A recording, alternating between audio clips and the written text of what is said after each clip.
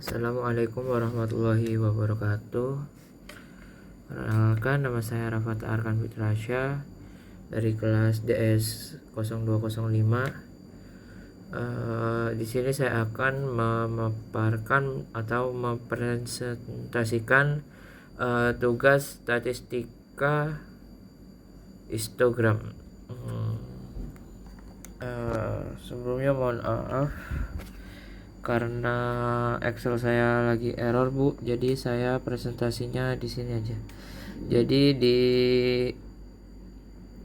kelompok kita, kelompok 5 ya, ini kita mau membuat histogram melalui mengambil data tentang masyarakat yang menggunakan BPJS di wilayah kota Provinsi Aceh. Nah, dari data tersebut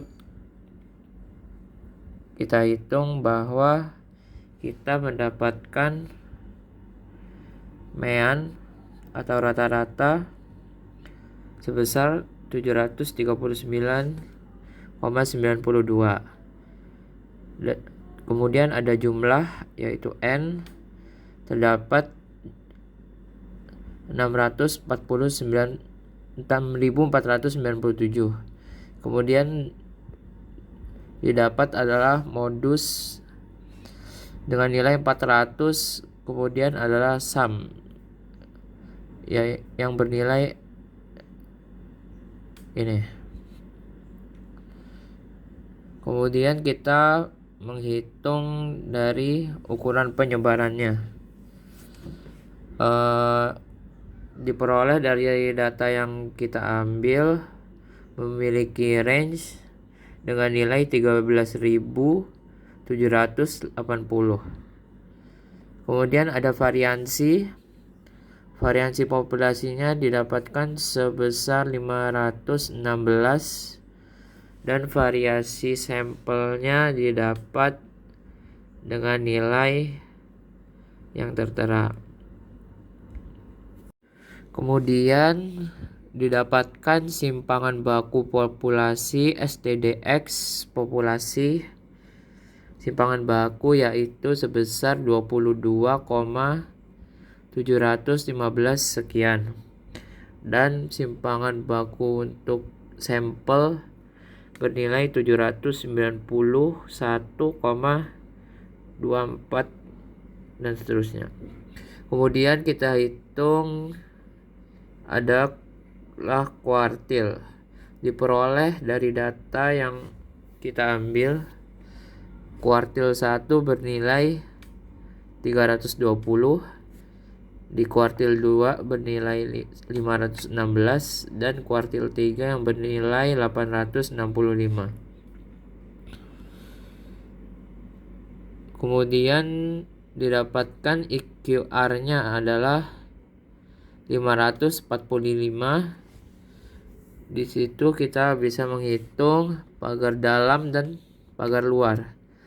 Pagar dalam bawah bernilai minus 497, pagar dalam atasnya 1682,5. Kemudian pagar luar bawah minus 1315 dan pagar luar atas 2500. Kemudian ini adalah hasil dari identifikasi outlier. Dapat diketahui dari data yang kita ambil bahwa di Provinsi Aceh masih relatif rendah masyarakatnya dalam menerima BPJS. Hasil analisis Blogspot kami menunjukkan bahwa jumlah penerima BPJS di Provinsi Aceh relatif lebih rendah dan serana. Namun ada juga daerah yang memiliki penerimaan jauh lebih tinggi dari data outlier. Data ini menandakan masih adanya ketimpangan distribusi penerima BPJS antara daerah yang lain dengan yang lainnya. Sehingga ini bisa menjadi bahan evaluasi bagi pemerintah kesehatan atau lembaga yang menangani kebijakan BPJS ini.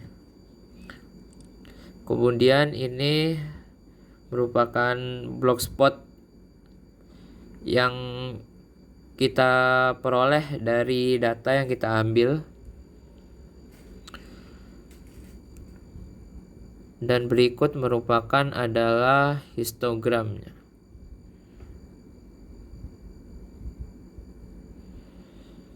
Jadi kemudian